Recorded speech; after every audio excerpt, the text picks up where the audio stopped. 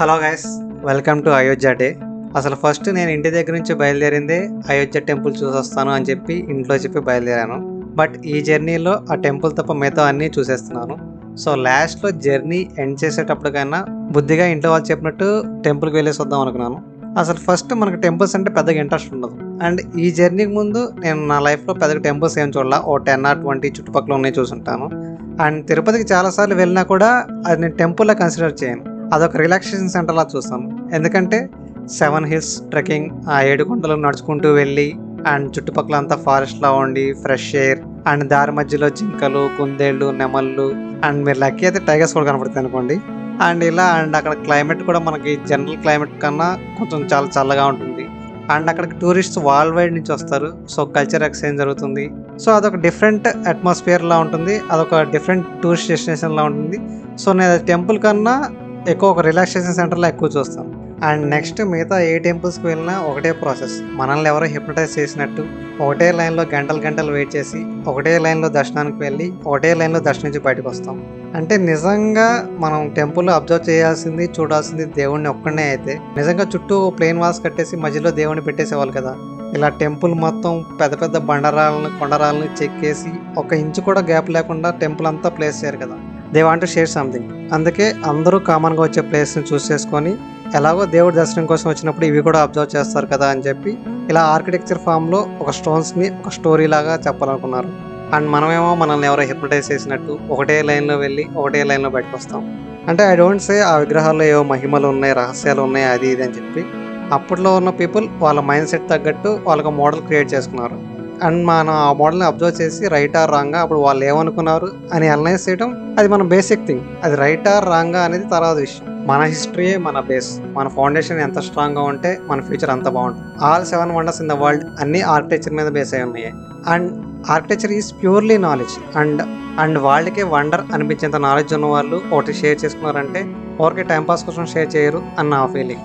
And ఇది temples మీద కాదు, ఎనీ అదర్ ఓల్డ్ ఆర్కిటెక్చర్ మీద ఉన్న నా ఫీలింగ్. అండ్ ఇంకా ఒక రీసెంట్ ఎగ్జాంపుల్తో చెప్పాలి అంటే నేను మనాలిలో హాస్టల్ నుంచి హిడింబాదేవి టెంపుల్ వెళ్ళడానికి జస్ట్ 10 to 15 minutes పడుతుంది. బట్ నేను దారి తప్పిపోయి 2 hours అలా తిరిగి ఫైనల్గా గోడ దూకి హిడింబాదేవి టెంపుల్కి వెళ్ళాను. అండ్ టెంపుల్ చుట్టూ ఏం జరుగుతుందో అబ్జర్వ్ చేశాను, కానీ టెంపుల్ లోపల మాత్రం వెళ్ళలేదు. ఎందుకంటే నేను జస్ట్ అలా రీచ్ అయ్యేపాటికే 10 members అలా లైన్లో నుంచి ఉన్నారు. సో మన డ్రామా స్టార్టెడ్. అక్కడ ఎంత టైం స్పెండ్ చేసినా లోపలికి మాత్రం వెళ్ళకూడదని ఫిక్స్ అయ్యాను. అంటే నిజంగా నేను లోపలికి వెళ్ళి కాసేపు కూర్చొని టైం స్పెండ్ చేసి అంత ఫ్రీగా ఉంటే కన్ఫామ్గా లోపలికి వెళ్ళేవాడిని. ఇంకా పూజలు ఏమైనా ఉంటే అది కూడా చేసేవాడిని. అంటే మనకి హాయ్ హలో చెప్పినట్టు ఒక 1 minute దండం పెట్టుకుని అలా బయటికి రావడం ఉండదు. You should interact with them. మీకు ఒక దేవుడు ఆర్ దేవత అయితే నేను ఒక ఎక్స్పీరియన్స్లా ఫీల్ అవుతాను.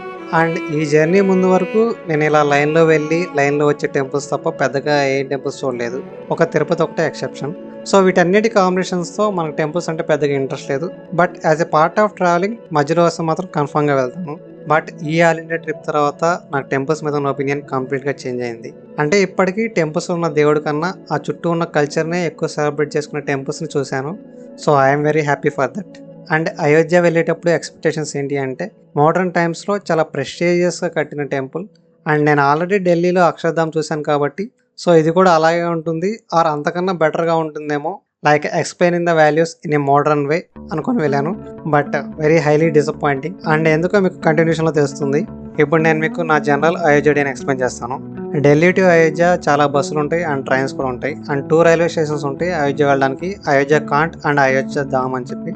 అయోధ్య ధామ్ ఏమో టెంపుల్ ఎంట్రన్స్కి జస్ట్ 300 meters దూరంలో ఉంటుంది. అండ్ అయోధ్య కాంట్ ఏమో 7 kilometers దూరంలో ఉంటుంది. అండ్ ప్రైవేట్ బస్సెస్ అయితే 4 kilometers దూరంలోనే ఆపేస్తారు. అక్కడి నుంచి టెంపుల్కి 4 kilometers అయినా కూడా షేరింగ్ ఆటో వాడే 150 అడిగాడు. సో 4 kilometers కదా అని చెప్పి నడుచుకుంటూ వెళ్ళిపోయాను. అండ్ టెంపుల్కి వెళ్ళే దారిలో ఇలా సైడ్ వాల్స్కి రామాయణం పిక్చర్స్ ఉంటాయి, చాలా బాగుంటుంది చూసేదానికి. And first impression of Ayodhya ఏంటంటే అక్కడ అసలు డెవలప్మెంటే జీరో. అండ్ అక్కడ ఏ బిల్డింగ్ కనిపించినా కూడా అది కొత్తగా కట్టిందే. ఫ్యూచర్లో టూరిజంకి చాలా స్కోప్ ఉంది. సో ఎవరైనా హోటల్ బిజినెస్ చేయాలనుకుంటే ఇక్కడ చాలా బాగా ట్రై చేయొచ్చు, చాలా స్కోప్ ఉంటుంది. అక్కడ కంటిన్యూస్గా గొడవలు జరగడం వల్ల సెన్సిటివ్ ప్లేస్ అనో ఏమో తెలియదులే, కానీ అక్కడ డెవలప్మెంట్ మాత్రం జీరో ఉంది. ఒకప్పుడు రాముడు తిరిగిన ప్లేస్. అండ్ అక్కడ ప్రజలంతా చాలా హ్యాపీగా హై మూమెంట్లో ఉన్నారు. తర్వాత కొన్నాళ్ళు లో మూమెంట్లో ఉన్నారు. మళ్ళీ ఇప్పుడిప్పుడు హై మూమెంట్లోకి వెళ్తున్నారు. సో నాకు ఇలాంటప్పుడే ఈ యునెస్కో లాస్ మీద చాలా రెస్పెక్ట్ పెరుగుతుంది. ఒక మనిషికైనా ఒక ప్లేస్కైనా హైస్ అండ్ లోస్ అనేవి చాలా కామన్. అదొక దేవుడు తిరిగినా, ఒక నార్మల్ మనిషి తిరిగినా. సో నాకు ఇలాంటివి చూసినప్పుడు చాలా హ్యాపీగా అనిపిస్తుంది. బట్ అయోధ్య మాత్రం అట్లీస్ట్ ఎంత లేదన్నా ఒక గుంటూరు విజయవాడలా అన్న ఉంటుందేమో అనుకున్నాను. బట్ అది కూడా లేదు, ఒక నార్మల్ పల్లెటూరు. అండ్ టెంపుల్ ఎంట్రన్స్కి 1 కిలోమీటర్ ముందు ఇలా స్ట్రీట్ షాప్స్ ఉంటాయి. అన్నీ అప్పుడప్పుడు కొత్తగా కట్టినవే. అండ్ మన side tiffins like idli and dosa కావాలంటే జస్ట్ ఎంట్రన్స్కి ముందే ఒక హోటల్ ఉంటుంది, అక్కడ ట్రై చేయండి.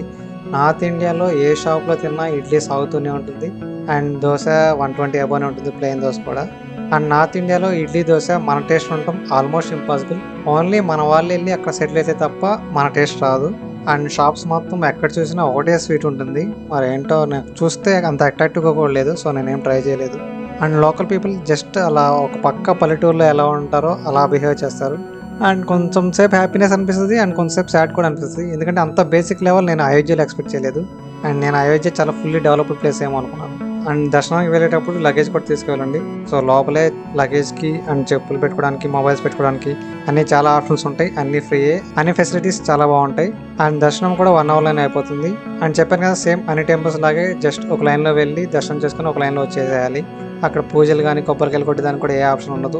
అంత పెద్ద టెంపుల్ కట్టినప్పుడు ఆ టెంపుల్ అంతా మనం చూడకపోతే అంత పెద్ద టెంపుల్ కట్టడం వేస్ట్. అండ్ అప్పటికి టెంపుల్ కట్టడం కూడా పూర్తి కాలేదు. ఎన్నో ఎక్స్పెక్టేషన్స్తో వెళ్ళాను, అక్కడ వెళ్తే అసలు ఏమీ లేదు. జస్ట్ 1 అవర్లో అంతా అయిపోతుంది. మీరు ఒకవేళ ఆ ట్రిప్ అంతా ఒక బీభత్సమైన ఎక్స్పీరియన్స్లా ఉండాలి, చాలా హ్యాపీగా ఉండాలి, ఒక రిలాక్సేషన్లా ఉండాలంటే మాత్రం ఇప్పుడే ప్లాన్ చేసుకోకండి. ఒక 2 or 3 years తర్వాత ప్లాన్ చేసుకోండి. బట్ రాముడిని చూడాలి, రాముడు ఆశీర్వాదం తీసుకోవాలనుకుంటే ఎప్పుడైనా ప్లాన్ చేసుకోవచ్చు. అండ్ నేను అక్కడి నుంచి నెక్స్ట్ హనుమాన్ టెంపుల్కి వెళ్ళాను. మెయిన్ టెంపుల్ కన్నా ఎక్కడే ఎక్కువ క్యూ ఉంది. సో ఎంత లేదన్నా 4-5 hours ఈజీగా పడుతుంది. అండ్ అంత టైం వెయిట్ చేసినా కూడా జస్ట్ లోపల 1 minute కూడా ఉన్నాం. సో ఇది నా టైప్ ఆఫ్ విజిటింగ్ కాదు, సో అందుకని నేను వెళ్ళాలనుకోలేదు. సో రిటర్న్ అయిపోయాను. నేను అంత దూరం అంత ఎక్స్పెక్టేషన్స్ పెట్టుకుని వెళ్తే అంతా 1 hourలో అయిపోయింది. సో నాకు అదేం నచ్చలా, హైలీ డిసప్పాయింటెడ్. అండ్ చుట్టుపక్కల ఏమైనా ప్లేసెస్ ఉన్నాయి అని చూడాలని కూడా అనిపించలేదు ఆ టైంలో. సో వెరీ డిసప్పాయింట్మెంట్లో ఉన్నాను. అండ్ అక్కడి నుంచి ఎంత త్వరగా వీలైతే అంత త్వరగా వచ్చేద్దాం అనుకున్నాను. బట్ మీరు ప్లాన్ చేసుకున్నప్పుడు అయితే మాత్రం దగ్గరలో సరయూ రివర్ ఉంటుంది. సో బోటింగ్ ఎక్స్పీరియన్స్ చాలా బాగుంటుందంట, అదొకసారి ట్రై చేయండి. అండ్ నేను ఇంకా డిసప్పాయింట్మెంట్లో ఇంకా ఇంటికి వచ్చేద్దని చెప్పి ఫిక్స్ అయిపోయి రైల్వే స్టేషన్కి వెళ్ళాను. Ayodhyadham station just main entrance నుంచి ఒక 300 meters దూరంలో ఉంటుంది. స్టేషన్ మాత్రం సూపర్ ఉంటుంది. అంటే మనం ఎప్పుడు ఎయిర్పోర్ట్కి వెళ్ళలేదు కానీ ఎయిర్పోర్ట్ లెవెల్లో ఉంటుంది అంటారు. బట్ నిజంగానే చాలా బాగుంటుంది స్టేషన్ మాత్రం. బట్ అది అంత ఇంటర్నేషనల్ లెవెల్లో ఉన్నా మనం మాత్రం లోకల్ పీపులే కదా. సో మనం దాని స్టాండర్డ్స్ అన్ని తగ్గించేస్తూ ఉంటాం. అండ్ ఆ స్టేషన్ చూసాకే అర్థమవుతుంది ఇంటర్నేషనల్ లెవెల్ కావాలి అనుకోవడం కాదు, మనం ఇంటర్నేషనల్ లెవెల్కి ఎదగాలి అని చెప్పి. సో ఫైనల్ టికెట్ బుక్ చేసే టైంలో జస్ట్ ఒక చిన్న థాట్, ఇంత మంచి ట్రిప్ ఇంత డిసప్పాయింట్మెంట్తో ఎండ్ కాకూడదు. సో వేరే ప్లేస్కి ఏదైనా ట్రై చేద్దాం అనుకున్నాను. అండ్ అక్కడి నుంచి వారణాసి ఒక 4-5 hours ఉంటుంది. సో వారణాసి వెళ్దాం అనుకున్నాను. అండ్ అది కూడా అప్పటికప్పుడే డిసైడ్ చేశాను అండ్ అప్పటికప్పుడే ప్లాన్ చేశాను. అండ్ నేను బుక్ చేసిన ట్రైన్ 6కి అండ్ అది కూడా 8 hours డిలే అయింది. సో ఎర్లీ మార్నింగ్ 4 or 5 ఆ టైంలో ఉంది. అప్పటి వరకు స్టేషన్లో ఎలాగోలా గడిపేశాం. కానీ ఎర్లీ మార్నింగ్ 4కి ట్రైన్ అంటే ఈ మధ్యలో ఎప్పుడైనా నిద్రపోవచ్చు. అండ్ మనం లేపే వాళ్ళు కూడా ఎవరు లేరు. అండ్ మనం నిద్రపోతే మన బ్యాగ్ సేఫ్టీ ఏంటో కూడా మనకు తెలియదు. అందుకే స్టేషన్లో ఒక బెడ్ తీసుకుందాం అని చెప్పి డిసైడ్ అయ్యాను. అండ్ జనరల్గా ఇలాంటి ఫెసిలిటీస్ రైల్వే స్టేషన్స్లో ఉంటాయని చెప్పి నాకు ఇంత ముందు వరకు తెలియదు. అండ్ నా లైఫ్లో నేను ఇంటి నుంచి బయటకు వచ్చింది ఫస్ట్ ట్రిప్ ఇదే. నేను ఫస్ట్ ట్రిప్పే ఆల్ ఇండియా ట్రిప్ వేసేసాను. సో ఇలాంటి ఫెసిలిటీస్ ఉంటాయని నాకు తెలియదు. ఒకవేళ మీకు కూడా తెలియకపోతే ఈ ఇన్ఫర్మేషన్ మీకు బాగా యూజ్ అవుతుంది, చూసుకోండి. కొన్ని మేజర్ రైల్వే స్టేషన్స్లో ఆర్ బాగా డెవలప్డ్ ఆర్ బాగా రష్ ఉండే స్టేషన్స్లో ఇలా మనం ట్రైన్ టికెట్ బుక్ చేసుకుంటే అక్కడ గెస్ట్ రూమ్స్ అనే ఫెసిలిటీస్ ఉంటాయి. సో బెడ్ అయినా తీసుకోవచ్చు, ఒక రూమ్ అయినా తీసుకోవచ్చు. ఫ్యామిలీ అంటే ఒక రూమ్ తీసుకోండి, సింగిల్ అయితే ఒక బెడ్ తీసుకోండి. అండ్ డిఫరెంట్ అవర్స్కి డిఫరెంట్ ఛార్జెస్ ఉంటాయి. అండ్ రూమ్ స్టాండర్డ్స్ అనేవి స్టేషన్కి మారుతూనే ఉంటాయి. అయోధ్య అంటే కొత్తగా కట్టింది అండ్ అలాగే ప్రెస్టీజియస్గా తీసుకుని కట్టింది కాబట్టి అక్కడ రూమ్స్ కానీ బెడ్స్ కానీ చాలా బాగున్నాయి. అండ్ నాకు 6 hours 300 తీసుకున్నారు ఏసీ డౌన్ బెడ్. అదే సేమ్ ఏసీ డౌన్ బెడ్ విజయవాడలో తీసుకున్నాను, 12 hours 200 తీసుకున్నారు. బట్ వరస్ట్గా ఉంది. మొత్తం పురుగులన్నీ కుట్టేసి దోమలన్నీ కుట్టేసి బెడ్ నిండా చీమలు, వరస్ట్గా ఉంది. బట్ అయోధ్యలో ఉన్నది మాత్రం చాలా బాగుంది. ఐఆర్సిటీసీ యాప్లో గెస్ట్ రూమ్స్ అని ఉంటాయి. సో మన పిఎన్ఆర్ నెంబర్ ఎంటర్ చేస్తే మనకు డిఫరెంట్ ఆప్షన్స్ వస్తాయి. సో డిఫరెంట్ అవర్స్కి డిఫరెంట్ ప్రైజెస్, లేదా అక్కడ ఎంక్వైరీకి వెళ్ళినా వాళ్ళు కూడా చెప్తారు. So this is all about Ayodhya day. If you like this video, please like it, share it and subscribe my channel. Thank you.